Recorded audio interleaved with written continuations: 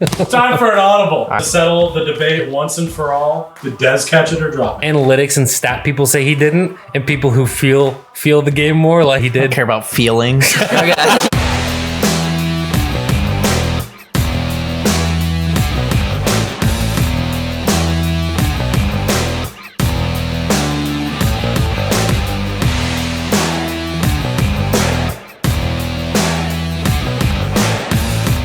Welcome back to the Second and Short podcast, where the whole playbook is open. I'm Josiah. I'm Christian. I'm Hayden. I'm Eli.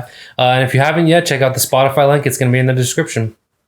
Yeah, so today we're going to each be going through our top 5 most important players going forward the rest of the season. We're already a quarter of a way through the regular season. Week 6 is upon us. Reminder, this is not our top 5 best players, so you might not see Mahomes on this list. Top 5 most important players. We are going to allow ourselves to do one coach, could be a coordinator, position coach, or a head coach, and then one quarterback. You don't have to do a coach or a quarterback, but you're allowed to do one. Christian, you want to get us started? Yeah, so my first one's TJ Watt. I chose him because the big factor is without him for the Steelers, the record's horrible. I mean, Highsmith plays well. When they have Hayward, they're pretty good. But with TJ Watt, their defense is amazing, and they feel like they can't win without TJ. That's the main reason why I picked him. Even though he does produce, he's always going to do something for the Steelers. Sometimes he always clutches up and wins the games like he did for the Steelers this past weekend with the Ravens. So why is him producing so important? Because it's going to be huge in the AFC North division race and the wildcard race? Yes. Gotcha. But what about beyond that? Beyond making the playoffs? Do you think they can make a run if he really produces? Yeah. Yeah. He's their best. I don't know. He's just their best player. No, he's a game wrecker. I mean, Big Ben's last game, like he had the Steelers winning the game through one quarter. So, I mean, and I know you disagree with this, Eli, but all it takes is getting into the tournament, and then anything can happen. So I don't disagree totally. I disagree with Christian's pick here for other reasons other than the Steelers making a run, because I think the Steelers are in a spot that, I mean, their defense is, it's when I watch, I'm a Browns fan. I hate the Steelers, but even just watching this past week, it's like probably 5 or 6 times I said it's so disappointing that the Steelers offense sucks because their defense is ridiculous. It's so fun to watch. It's so fun. they're not that good. But it's fun to, they just make TJ is that good. They make the splash plays. Because of TJ. Yeah, and honestly, I think The that special teams is fun. Pressures Yeah, nuts. and I think that what Christian touched on with the Steelers and how they're like, they can win with their defense is like, everybody talks about scoring plays being like pick sixes and stuff like that. It's like scoring on defense is way easier when it's a strip sack.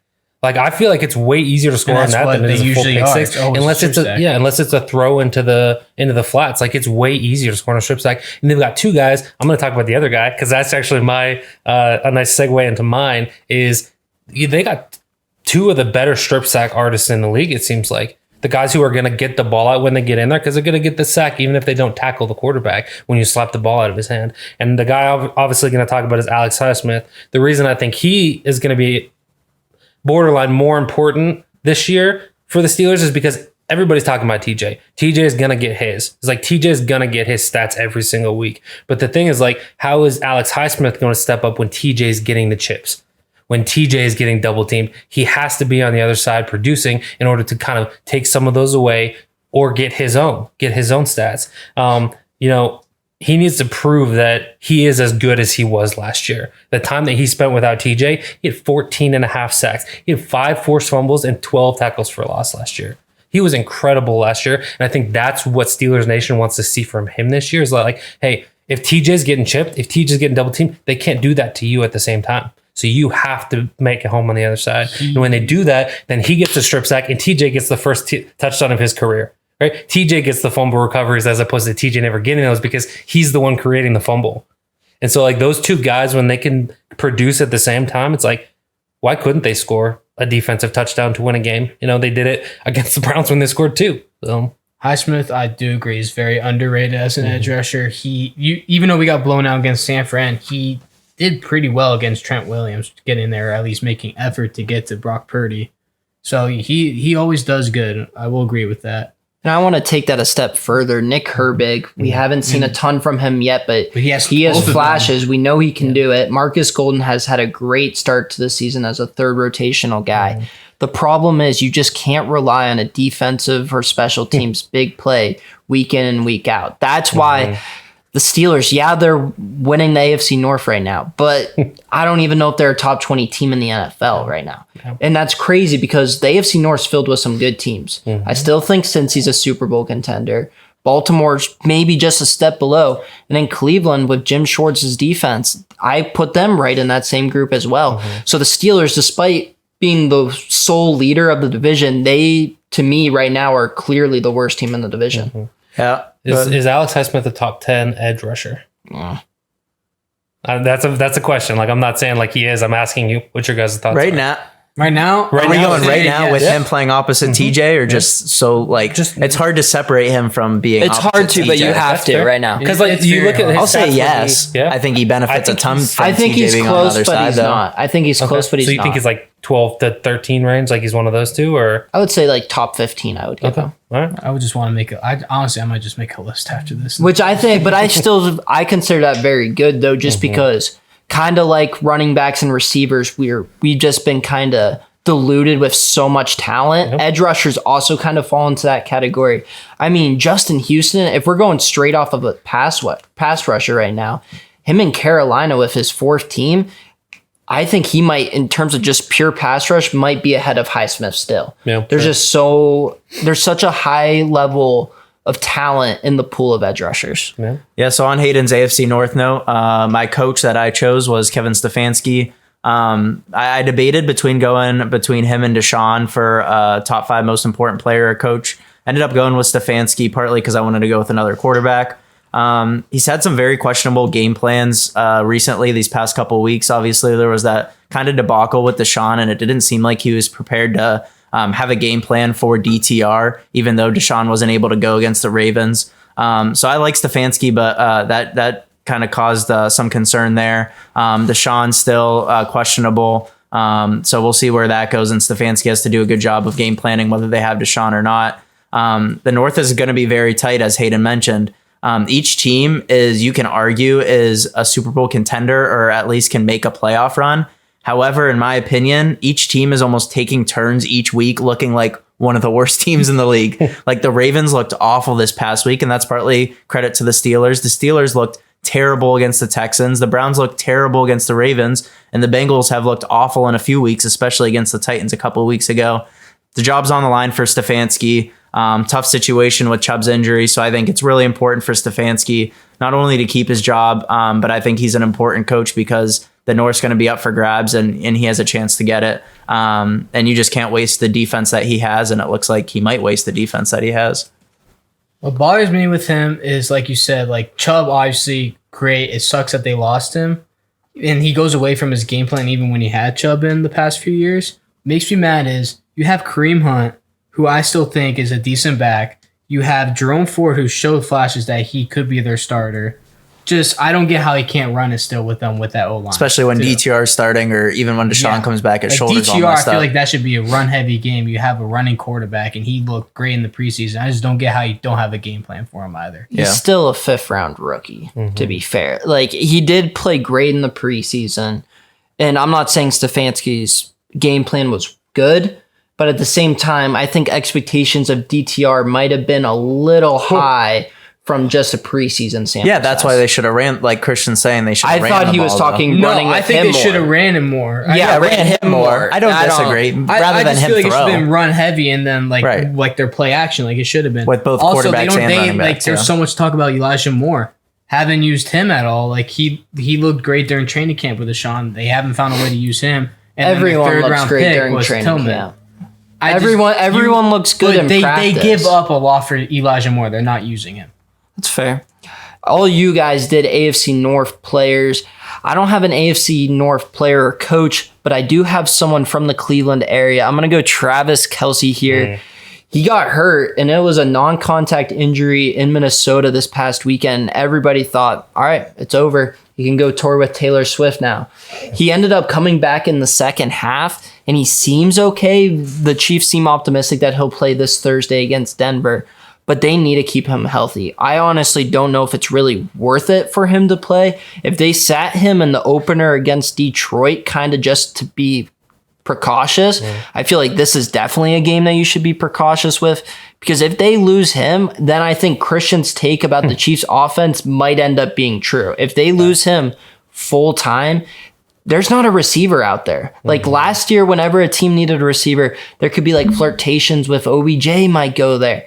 Well, there's not even that guy. DeAndre signed with somebody else in the offseason. He's in Tennessee. Cole Hardman, they could bring him back. He's on the I trade block. think would that's a love it. realistic. That's where I want him to go. And I think that that's a move that maybe should happen regardless of what happens with Kelsey. But also, even bringing in McCole Hardman, that doesn't all of a sudden save the Chiefs. So I'll let you they need Kelsey to just stay healthy. He's crucial because when he's on the field, the offense will put over 30. When he's not on the field, they might go below 20, even with Mahomes. And there are teams that are like in panic mode right now. Like everybody's talking about like the Broncos and how everybody on the defense is for sale. Which I'm interested to see where Pat Surtain goes, but that's something completely different. It's like, but that's in the division. The Broncos are never going to trade one of their wide receivers to the Chiefs. It's not going to happen because they're going to see him twice in a season. It's not going to happen. And so, like, I agree with you that like it's pretty slim pickings for the Chiefs out there because who's going to give the reigning Super Bowl champions with the best quarterback in the league a weapon? Who's going to do that? Because then you're kind of screwing yourself over. And y'all could come at me for this all you want.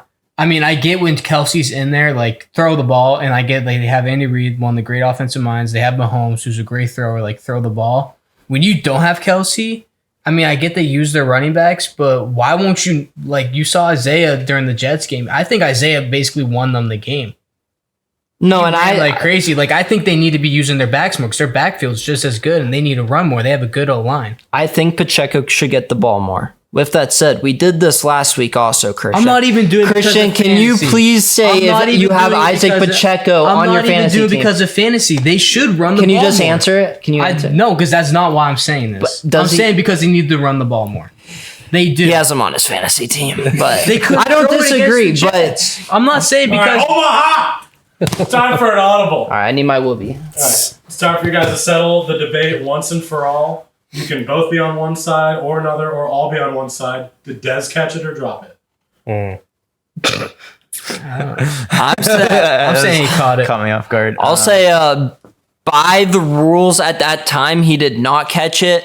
But in my own personal opinion, he did. So I thought it was called correctly, but it was a catch. I say catch. I mean, I agree. I think it's like by rule, like it's almost like the Jesse James thing. It's like you have to complete the PTSD. you have to complete the catch and the rule at the time, and it hit the ground and moved a little, and so I'll say no. But I mean, I think that should be a catch, but by rule it wasn't. One day I'm going to tell my kids where I was when Jesse James caught the touchdown. That did not count. Where were you? I was at my great uncle Jim's house in Cleveland. I was excited. Juju just ripped off a long play. Steelers finally beat New England in the regular season. We would have been the number 1 seed last season with Le'Veon. AB was going to win MVP. All right, I'm going to get choked up, Josie. Go ahead. As a Cowboys hater, I've always said that Dez didn't catch it, but I also retain that Jesse James caught the ball. So by that logic, yeah, I mean he caught it. I mean when you're playing without instant replay in that situation, it's a catch. When we get to, that's one of the things that I think a lot of people talk about is that, like, when you get too deep into the instant replay, he didn't catch it, but then aren't you kind of taking an aspect of football away? So like I get that like he didn't catch it by the rule, but I mean, I think in situations like that, like the human in people tells you that he did catch it. So I don't know. I think analytics and stat people say he didn't, and people who feel the game more, like I don't know, they say he I don't did. care about feelings. I just wanted to Facts check don't- in and see how our analytics person. like he caught it. Said facts don't care about your feelings. I just Hayden. wanted to hear our analytics person perspective. All right, who wants I to go got next? it. So on the Cowboys note, one of my players I chose at quarterback, Dak Prescott. So he has 4 interceptions so far this year. All 4 have come in the Cowboys' 2 losses, 3 of them being against the Niners a couple days ago. He has an average QBR of 40.75 in the losses, and in his 3 wins, an average of 80.27 QBR. So obviously much improved, a lot on him. In 2 of his 3 wins, he had a completion percentage greater than 81.6%, which is just a ridiculous completion percentage. That said, they have played in a lot of blowouts this year, so take that into account. Cowboys, really the only game that he needed to perform in with a chance to win and to get the win was the Cardinals, and he didn't do that. You can argue that he lost the game against the Niners throwing 3 picks, but in my opinion, he would have to play like basically a perfect game for them to beat the Niners. So I'm really not putting that loss all on Dak. I think the Niners are just a force to be reckoned with. The Cowboys are only scoring touchdowns in 36.8% of the time that they're in the red zone. I think that's like bottom 5 in the league. So really need to improve there. And that's a lot on Dak as well, talking about some of those tighter throws. And their defense is getting turnovers. They're top 3 in turnover percentage. That's turnovers per plays faced. So their defense is doing the job. Again, this is even like outside the Niners game. It's shown that it's a lot on Dak this year and more than years prior. We've talked a lot about how in years prior they were able to rely on their run game and mainly Zeke, and Pollard's a good back, but this year's more on Dak, and I think he's struggling a bit. But the losses show that, and he's doing well in the win. So that's why I believe Dak is a top 5 most important player the rest of the way. Did you guys see what Micah Parsons said about, he basically said that the Cowboys are still in the same caliber as the 49ers, even after their big loss that they had. It's like, I'm interested to see if you guys agree with that. I ran into Hayden. I love Parsons, and he's from Penn State too. But part of me is just like, shut up! You're not beating them again in the playoffs. They might kill you even worse now because you're right. And he said that he hopes he sees them again because of George Kittle's shirt that said F Dallas on it. Which I get being mad about that, but I'm also like, you're gonna get killed again by them. I disagree with Parsons. I don't think they're in the same tier as the Niners, but honestly, I think the Niners are on their own tier. I don't think there's any other team. Yeah. I think the Cowboys, even after getting blown out by the Niners, I still think that they're in that second tier, to be honest with you. Yeah, you could argue the Eagles. Second tier of the NFC. Like, I don't disagree with what you said about Dak for them. I think the Eagles are definitely in that second tier, and I would almost put Cowboys in there. Second tier in the league. There's a few teams that I would put in there, and I think Cowboys would be one of them. My opinion of Dallas has remained constant all season.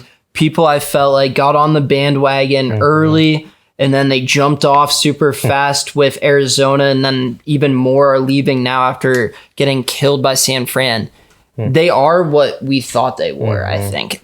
They're good. Cowboys. They're a good team that's going to make the playoffs, but are they going to be able to beat Philly, San Francisco, maybe even Detroit? Yeah. I don't think so. I don't think Dak is that kind of quarterback. I would honestly rank him below Kirk Cousins at this point. And then the other parts of the team has also had their faults. The injuries are going crazy right now. Yeah. CeeDee's not getting the ball. McCarthy's still a question mark with decisions late in games. I just don't put them in that same tier. I still think they're going to make the playoffs. I still think they're a good team, but they're at the very end of the top 10, I would say. Yeah. I agree with what Eli said about Dak. Like, I don't think the Cowboys are getting, like, I love Lance, but I don't think that he's going to be better than Dak. I think they have to roll with Dak. I don't think Dak's ever going to win them a Super Bowl. Like, I think they should try and find the franchise after this. But what makes me mad, too, is a lot of commentators just saying he sucks. Like, Dante Whitner, like, he said, like, they won't get anything better out of him. But also, part of me is like, I get, like, he has to overcome it, but part of me is like, you guys are being complete over here saying he sucks out of nowhere. And then how does that help him out?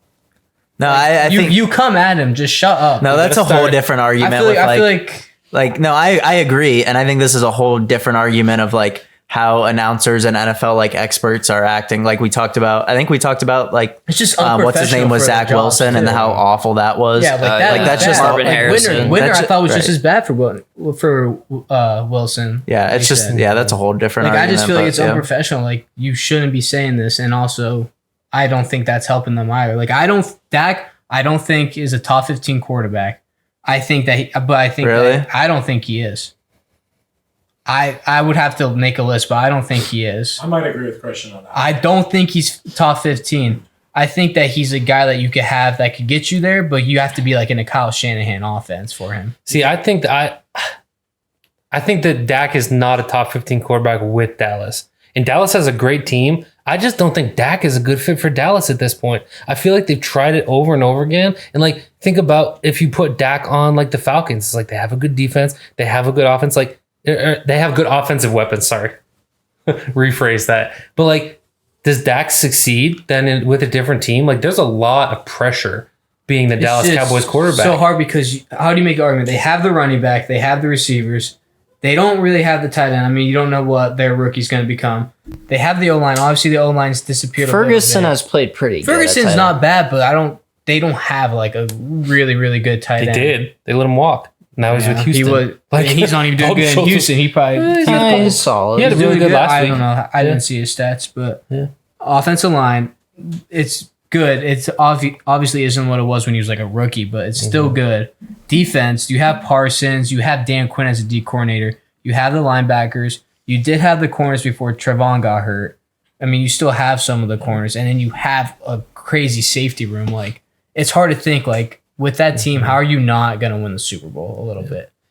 To transition a little bit, since last night, a lot of interceptions were thrown, and I know Eli had mentioned interceptions with Dak there. I'm going to transition to talking about one of the teams from last night in Monday Night Football. I'm not going to talk about the quarterback, but I'm going to talk about the head coach of the Green Bay Packers. I think that he is going to be very pivotal for that team moving forward this year, because in my mind, like, and I mean, you guys can disagree with this. It's like the division kind of seems wrapped up already. I know it's early in the season, but like there are a few divisions out there that are wrapped up. San Fran's wrapped up their division. You could argue that the Eagles maybe have wrapped up their division. I think that the Lions have wrapped up this division. Like I really fully believe that the Lions are going to run away with the North, and it's not really going to be that close. But the question then becomes, can you secure a wild card spot? And I think that falls on Matt LaFleur. And the reason for that is you have a young quarterback. Like, this is a prove-it year for Matt LaFleur. Everybody keeps talking about how it's a prove-it year for, like, Jordan Love and coming in after Hall of Fame quarterback. It's like, you lost a Hall of Fame quarterback. It's like you kind of had a crutch to this point in your career where, like, people were saying that you were a good coach. This is the year to prove that you're a good coach because you don't have that crutch of a first ballot Hall of Fame quarterback anymore. And I think that it's been a very up and down season for it to be a prove-it year for Matt LaFleur. I don't think he's on the hot seat. I'm not saying that. But what I'm saying is, like, from the point of like, okay, you look at like the Bill Belichick and the Brady thing. It's like Bill Belichick started having a lot worse records when Brady left. And then people started having the conversations like, okay, is Bill actually that good of a coach, right? It was Brady the reason that he was winning. People are going to start the same thing about Matt LaFleur. Maybe not this year, maybe not next year, but maybe the year after that. Like people are going to start saying like, hey, maybe LaFleur is not as good of a coach as we thought he was, unless he can turn it around and they can start winning games, secure a wild card spot this year. I think he's a good coach. Their offense is so young, and every year they just keep losing their best offensive lineman to their left tackle. It's just Bakhtiari. it makes you mad too because I've never liked the Packers GM. He's out for the season now again. Yeah, isn't he? he got season-ending knee surgery, and I think he just had his knee surgery last year too. I don't know if it's the same knee, but part of me is also I don't like their GM. I don't think their GM makes smart decisions. I think that he loads up more on the defense, and then they rely on like doing small end guys for the offense, and then come playoff time, their defense can't stop the other offense, and then their offense can't do anything, so defense is gassed. I just don't think that their GM's good. I think LaFleur's a good coach. I think Love can be their guy, but I think that this year, Packers fans, I'm sorry, but I think you guys might have a off year, and then you have to regroup next year.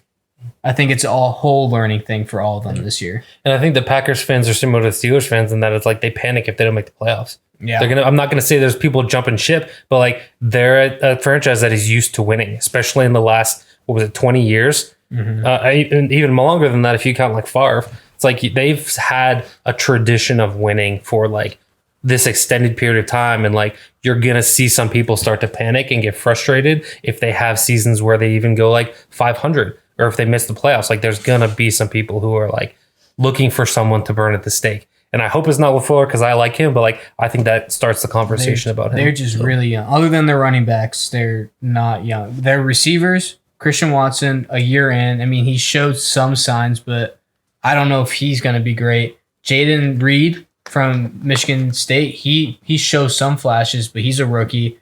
Romeo Doubs, however you say his name, he showed some signs last year, but he didn't do anything great. And then they have 2 rookie tight ends. I don't see them doing anything. I just think it's a learning year, and you have to regroup next year and be better next year. Speaking of name mispronunciation, their GM's name is Brian Gutekunst. Good against. I mean, I've only he's ever heard the name on Pat McAfee, and they say Gunther and so that's the way. that's I've probably always said it. what I had. But I don't know. what that name sounds. Josie, you were mentioning divisions being wrapped up. One of the teams you mentioned, San Francisco, and watching them on Sunday night. I like the Niners. I like watching Kyle Shanahan. Gonna argue the Rams here. No. Dre Greenlaw and Fred Warner are ridiculous. They might be the two best off-ball linebackers in the league. Ooh, you put him over Roquan and Patrick Queen. Oh, as a tandem, definitely. Yeah, I think that each of them might be 1 and 2. I think that there's an argument for that. Wow. Okay. I think that Dre Greenlaw has become very underrated, kind of in Fred Warner's shadow. No linebackers are as physical as those guys are. And it's ridiculous. And Dre Greenlaw, when he came into the league, was kind of that third linebacker who didn't play a ton in base because it was a 4-3. Kawan Alexander was the other guy. No. They sent Kawan packing once they saw what he could really do. They're each elite in coverage. And also, in a day and age where linebackers are just not as physical as what they used to be because they can't be, those two still find a way to be incredibly physical while still limiting the penalties somewhat. Dre Greenlaw's had a couple of hiccups, This year, yeah. but the athleticism is there. The football IQ is there. They never run out of gas either. They're always going everywhere. and they play every single snap. I'm pretty sure, Yeah. like every like single that one. one play that Fred Warner did to get that sack against Dak. He dropped back in coverage. He blocked off the pass and then he sacked him. Like, how do you not get gas on that play? And I feel like we overlook them because we spend so much time on the offense, and rightfully so. And then by the time we shift over to the defense, there's Nick Bosa, Defensive Player of the Year. I think Fred Warner and Dre Greenlaw are just, they're going to be key to see, can the Niners finally go all the way? Yeah. Well, here's a question: are Fred Warner and Dre Greenlaw better than Patrick Willis and Navarro Bowman? I saw there was a tweet with like the two I'm pictures. gonna go no. I would say no for Yeah, not right right now. now. Yeah. For right now. I'm a Because big Patrick Willis guy, so I'm gonna agree Patrick with you. Willis, Hall of Fame monster. player. He's retired early. He's a too, freak. though. Well, Navarro Bowman also injuries got the way. He would have been a Hall of Famer too if he would have been able to stay healthy. 100%, Both are yeah. Ring of Honor players. Willis will probably get into Canton. Navarro probably never will, but he's right up there though. They were And nuts. so I would give them the benefit of the doubt for now. Yeah, for sure.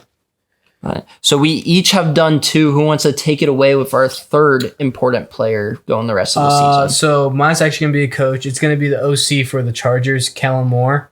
I feel like without Moore, that team is maybe getting it like top 5 worst team. Dude. I don't think Staley's good as a coach. I think he's a good coordinator, like Eli said, let coordinators be coordinators. I don't think he's a good head coach. Kellen Moore is the only reason that they're staying alive. I feel like him and Herbert together are great. One thing that disappoints me with him, I thought that Joshua Kelly could be. I thought that it could be like a Pollard Zeke thing with Eckler. I thought that they could have a great backfield without Eckler too, because Kelly showed signs of that when Eckler got down. But I feel like without Kellen Moore, they were gonna have a tremendous season. Eckler's coming back this week, right? Yeah, he's back. Yeah. I think so. I just feel like without Kellen Moore, they're just not good. And also, I feel like he's their next head coach too. So Well, I think that's why what I was it's gonna I feel like say. that's why it's very important too. He's their next head coach. So where would you say the Chargers ceiling is at right now? Wild card, if they do, But not like a playoff run, really. no. I would put them right around a If wild their card team if for their now. defense balls out like they did against the Raiders, then maybe. But I don't know if their defense is going to stay consistent.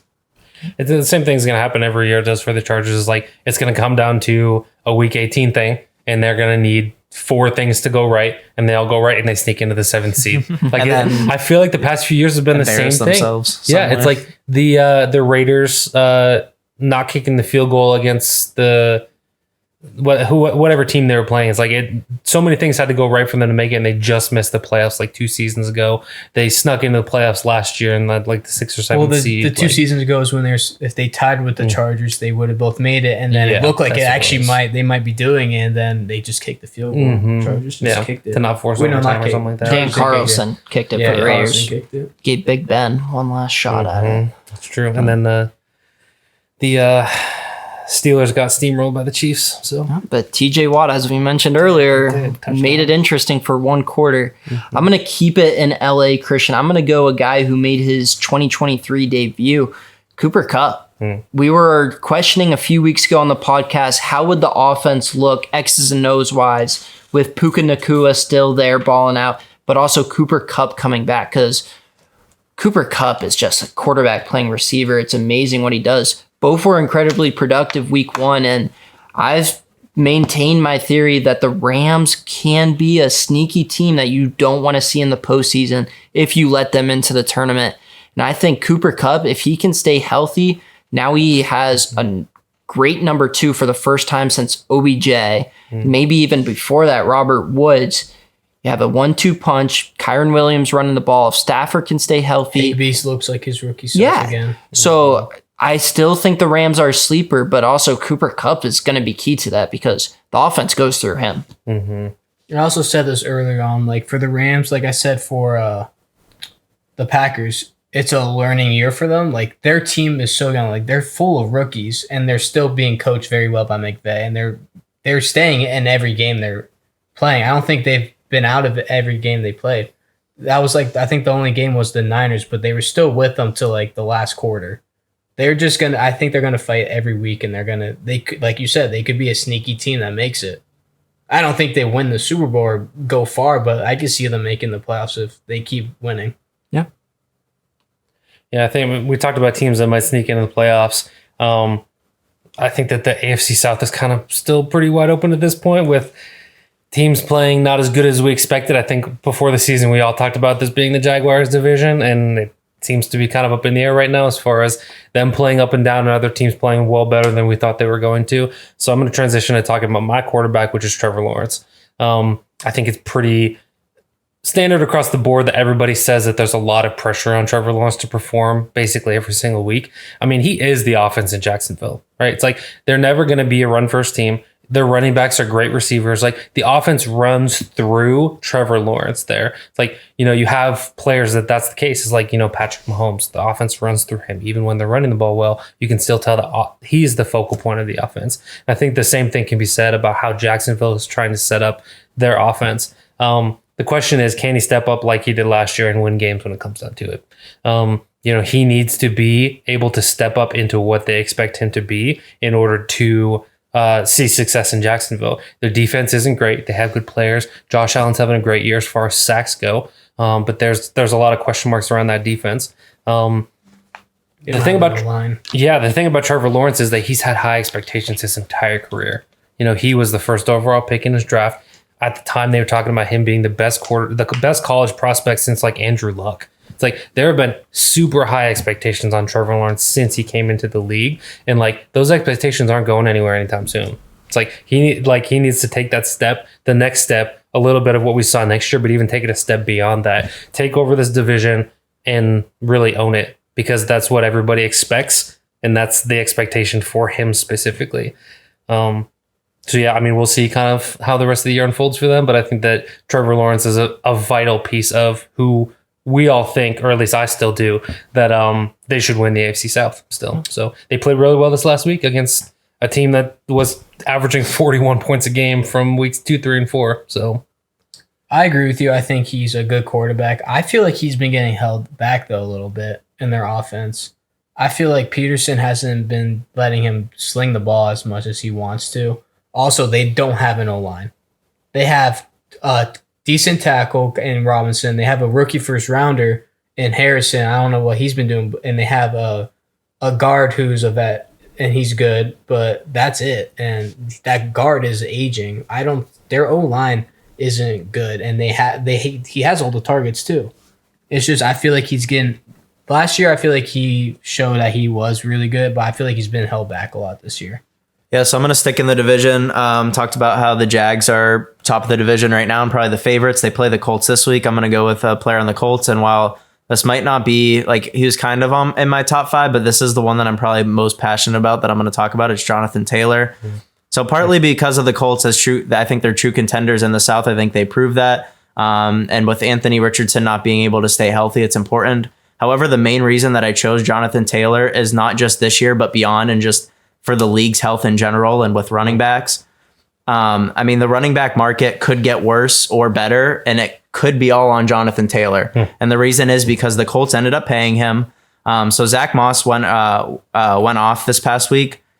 So I was watching CBS's coverage at 1:00, and while Moss had a couple long runs, they would go to halftime, and the announcers and the NFL experts were saying, "Oh, look, Moss wants to get paid too," and "Oh, they say running backs aren't valued."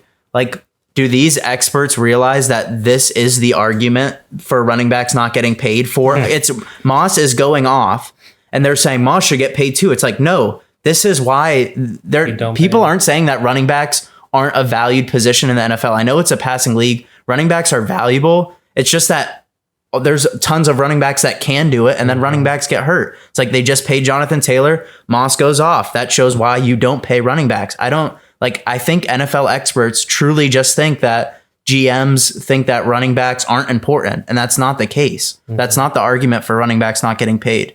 So I think Jonathan's a big part of the running back market, because if he comes out and doesn't do great and Moss just carries the load, that's just another argument for running back. The running back market should go down because any running back can do it, and you don't need to pay a crazy good running back. Done bad any week either. I think Right, he's that's been the doing point. decent. And, Right. I mean, if Taylor is doing great too, they might have the best backfield if Moss keeps it up too. But that's the point. If Zach Moss continues his tear, then this further proves to not pay running backs. And then also raises the question. It's like, okay, Zach Moss didn't produce like this in Buffalo. So what's the X factor that it is? Could it be scheme? Yeah, absolutely. Right. I would argue that the difference is touches. And if the difference is touches, it shouldn't matter who you have in the backfield. Because if you're giving somebody touches, it doesn't matter who's there. I mean, he was never the number one running back in Buffalo, to my knowledge. He was always Devin Singletary. He was either number 2 or 3 on the depth chart, always. And then he goes to Indy and is having a career year where I think he's top 5. He's for third rushing. right now in He's rushing. third. Yep. It's like, so what's the difference? Right. Don't 'Cause get me the wrong. talent was Right. always there. Bills the talent also- was always there. That's It's not like also he never developed had it the O-line overnight. too. Colts have at least a decent O-line too. I mean, I yeah, don't that's think fair. The Bills have a good O-line. But that's like I'm not saying that you don't need you need some talent as a running back, or a good amount of talent. Obviously, they're still an NFL running back.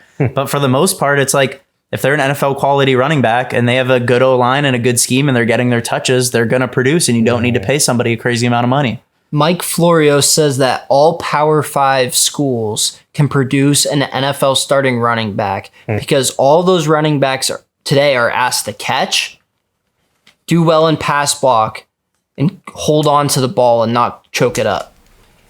Eli, do you know how many Power 5 schools there are off the top of your head? There's like 5 times probably like 60. Yeah. So there you go. That's how many running backs are being produced. Plus, then you get the small school backs. Christian hit on it. The player I'm going to turn to here is Anthony Richardson because he's out at least this week, probably a little bit longer with a shoulder injury. But Zach Moss has been one of the best backs this year. Jonathan Taylor, we know what he can do when he's healthy. So you add Zach Moss, who's having a career year, and then Jonathan Taylor, whose ceiling is way higher than Zach Moss's. With a stud like Anthony Richardson, the Colts should be able to win this division. The problem is the way he's playing football is not sustainable. Every game he plays, there's at least one big hit where he just lays on the ground and we're like, well, is that the Colts season? And I'm a big Gardner Minshew guy. I'm actually the Panthers with Cam Newton all over again. With Yeah, Jonathan exactly. Stewart. And I'm picking Gardner Minshew to go into Jacksonville and get a good revenge game and beat them. With that said, though, he doesn't offer the same excitement that AR-15 does. So if he can stay healthy, then that's great. But what has made him so exciting has also been what's kept him off the field already in his young career. What's more important, being fun or making sure your quarterback can play at least a decade? No, yeah, absolutely. I agree. I mean, we've made that Cam Newton comparison multiple times on the show, and I think that the difference is like, I mean, Anthony Richardson has some muscle mass, but like Cam Newton was built like a Greek god. Like the dude had there's arguments that he was pushing like 265, 270 when While he was still like, running a 4.5. Exactly. So it's like there is a big difference between the two in that cushioning that you have on those both just those all ligaments and muscle. the Look like tight ends. yeah, absolutely. You look at the difference between them. Like nobody would argue that Cam was slim. I would argue a little bit that Anthony Richardson has a slim frame that has muscle on it. I think Cam was just like massive. He was huge. right? It's like, so Cam could take some of those hits. He could run people over. I don't think that Anthony Richardson necessarily has that same luxury. So he needs to be smart. I'm going to keep it with the quarterbacks. I'm going to go Jared Goff with the Lions. I think if they don't have Goff, if they kept Stafford, I don't think they're a good team. I think Stafford throws the ball throws picks too much. Jared Goff is a perfect quarterback for them. Him and Dan Campbell together are perfect. He has the receivers. He knows to be smart with the ball. I don't blame the Rams on it, him with the Rams at all. I think he was smart with the Rams. I feel like that everyone just wanted to give up on him in LA once he had that one bad year. But I think that he's a viable part to the Lions that everyone trusts him too, and everyone has faith in him too. Everyone on the team loves him as well. You could show everyone that whole team is just all brothers right there. And I think Jared Goff plays a big part to that with his leadership as well with Campbell. Yeah, I think the LA thing, you mentioned it with Jared Goff. It's I think people blame Jared Goff for the Super Bowl, which is why they didn't necessarily want him there. None of them had experience. I don't disagree. I'm not saying I agree with it, but that's just the vibe I get from it. I think the only one that had experience was Cooks, and he had a concussion. Yeah. So, Yeah. I mean, go ahead. Yeah, so I'm going to go with who protects the quarterback now. I'm going to go with an offensive line, specifically with the Commanders. So I think the Commanders can battle for a wild card spot. I think Howell's playing all right. However, their line is just so bad. They've given up the second most sacks, second to the Giants. But he's been sacked 6 times, then 4 times, then 9 times, then 5 times, then 5 times. What are you supposed to do as a quarterback? They played the Bears. And the Bears now have 7 total sacks on the season. So they had 2 going in, and then they had 5. It's just so sad. And I think the O-line's not only important for them to get to a wild card spot, but I think the O-line holds the future of not only Sam Howell, but also Ron Rivera. I think he holds both their jobs in hands, because if Sam Howell isn't amazing this year, maybe the Commanders get a top 10 pick, and maybe they want to spend it on one of those quarterbacks, and maybe Ron Rivera's out of a job. And so I think the O-line has a lot of pressure, not only to get to the playoff, but also for both Howell and Rivera's sake. Yep, for sure. Yeah, we were talking a lot about Zach Moss a little bit ago, so I want to go to a guy who was kind of his replacement a little bit, and I want to talk about James Cook, a guy who was taken in the second round by the Bills, and I think had pretty high expectations, maybe based on his brother's name a little bit, which they actually share the same name, in case you guys didn't know that. It's Dalvin James and James Dalvin. Oh, that's weird. It is very strange. I've never caught on to that. Yeah, it's very strange. But anyway, back to his production. Is I think that he is a guy who he needs to be able to get touches and produce in order for the Bills to have sustainable wins. The reason for that, I touched on it a little bit last week, is I think that the less Josh Allen has to do, the more success the Bills are going to see. And I don't mean that to slight Josh Allen at all. I think he's incredibly talented, and he's able to throw for 400 yards a game if he threw the ball as much as he wants to. But at the same time, you look at the stats, it's 2 of their big wins that they had this year, James Cook has carried the rock quite well for the times that he's actually got touches. He's only got more than 12 touches in 2 games this year. So in the games that he has more than 12 rushes, he's gone for 98 and 123 yards. So he has been producing when he gets the rock. We talked about touches and what that means for running backs. It's if you have a guy that's as explosive and as talented as James Cook, you kind of have to get him those touches. He went the 2 games that he went for 12 touches, he had something around 40 yards. And then this past week, I don't know what happened, but he had 5 rushes for -4 yards in the game against Jacksonville. But I mean, in the games that he produced, he produced against the Raiders in the game that he had 17 for 123 or something like that. And then he had 19 for 98 or something like that, or 15 for 98 in the game against Washington. So, he's in games that they've succeeded and had 48 and 38 points there. He touted the rock. He broke off big plays, and they got wins. So. Yeah, I'd like to see, and maybe I'll go back and look at this after this episode, but I'd like to see where his carries came, what quarter, what the score was, because I wonder if even they're just his stats are good. I believe that they should give him the ball more, but I wonder if it's just garbage time that they're giving him the ball, and maybe it's not correlated where him getting the ball means they're scoring on those drives, but rather scoring later in the game. Panic mode against the Jags, and also Stephon Diggs was being a baby on the sidelines. That could also play a part in them trying to. Did somebody call that the first episode that there was turmoil there. That's not, Yeah, and to be fair, like there is the argument that like in garbage time teams, some teams have given up, especially in a big loss like that. But at the same time, everybody knows you're going to run the ball. So even though everybody Right. in the field knew they were running the ball, James Cook was still able to rip off big runs. No, I in definitely that agree. They need to situation, give him the ball more. So I'm going to stick with the Bills. I'm going to go on the defensive side, though, with Micah Hyde. So I debated between a few Bills secondary players with Tre'Davious White going out for the year now. Torn Achilles, was it? Yeah. Yep. Yeah, so just really sad there. I figured it wasn't fair to put it on any of their young corners or some of the guys that are going to replace them, like Christian Benford.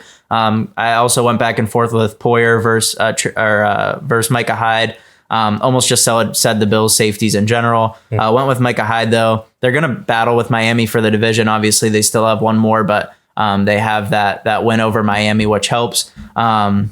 So I think that like Micah Hyde, when playing those passing teams, it's going to be really important because if without Tre'Davious White, I mean, teams can really start picking on those corners, and they're going to need to make the teams that can throw, like the Chiefs and the Niners, make them one-dimensional and try to beat them on the ground. I know the Niners probably still could beat them on the ground, but they're going to have to make them one-dimensional come playoff time. Micah Hyde already has 2 interceptions on the year, one of them against the Dolphins. I think he's going to be huge for this Bills defense if they want to.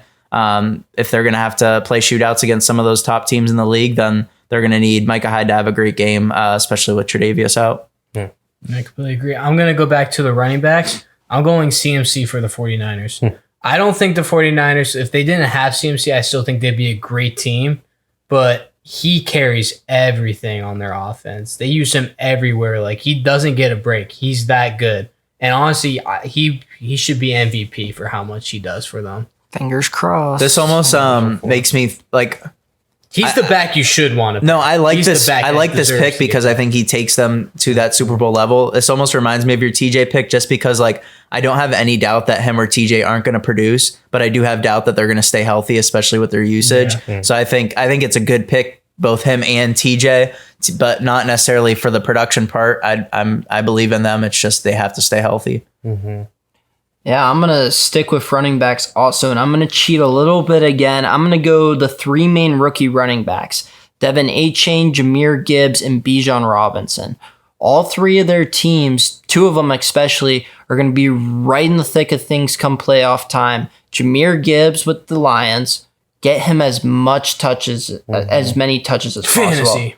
or any touches Yes. for that matter. No, exactly, because the offense should run through him and David Montgomery. I'm glad that David Montgomery's cooking, but also once Jahmyr gets involved, that's going to add another level. In terms of A-Chain, we've seen what he can do these last 3 Yeah, weeks. but he needs to stay healthy. He's hurt. He's going to be out probably a month.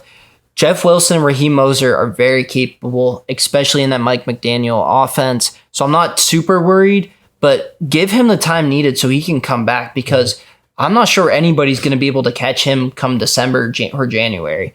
And then Bijan, I mean, he has a highlight once a week. That's crazy. Everyone's harping on Atlanta to get him, Pitts, and London the ball more. Van Jefferson just got traded for. The weapons are there. Whether it's Desmond Ridder or Taylor Heineke, Atlanta should be a playoff team this year.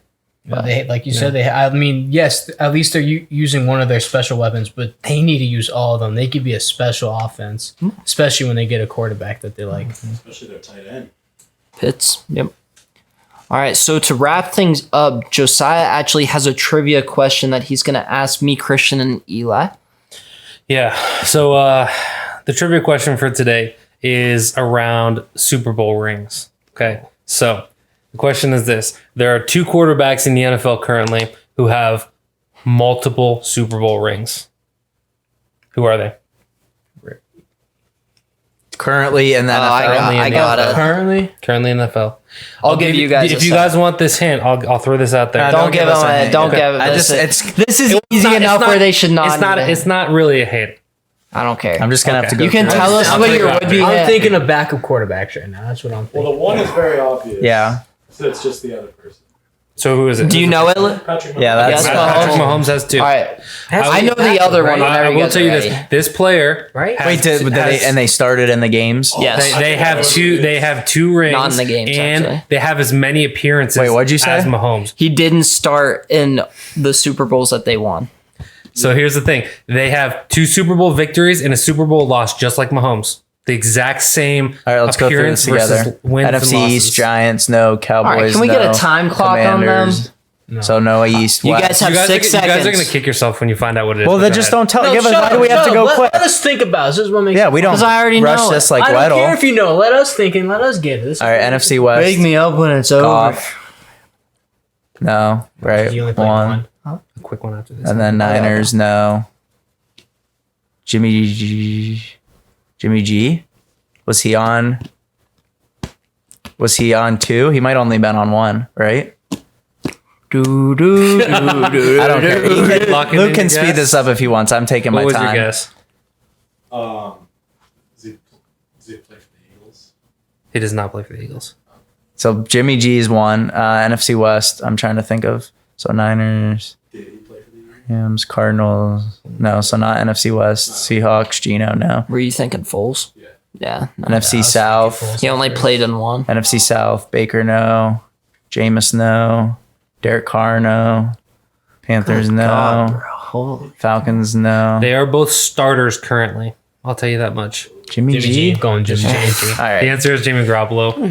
You should have just let us go through the Yeah. whole NFL. Because he, Yeah, he that has would have the been two- so much fun. He has the 2 victories with the Patriots and he has the 1 loss with the Niners. What's We the figured it out together. And We were a got it. Yes. You were a jerk there. We were trying to be. We had fun. I had Figured it out fun. in like I 5 have- seconds. So I we have can't another- for you. Listen. I have one more quick one. Okay. Okay. So a lot of talk has happened around the sack record in the last 2 or so seasons since TJ tied the record. The question, okay, so the record right now is Michael Strahan and TJ Watt both have 22.5. So post 2000, there are 2 players who have 22 sacks. Who are they? Not 22.5, 22. Post 2. All right, I know 2000. one of them So is before Justin 2000? Houston. Justin Houston, one of the years that JJ won Defensive Player of the Year, Justin Houston had 22. So it's not JJ. Was the other one before or after that? JJ had 2 seasons where he had 20, I believe. The other one was before that. I want to. No, the person who I'm thinking of. Was it? You will know the name. It You will wasn't know the Sean. name. It wasn't Sean Merriman. Patriots. So this is 2000. I'm not Before, gonna. pre 2014. You want his number? How far ahead is Give me his phone number? I might get it with his number. How far? His number is 69.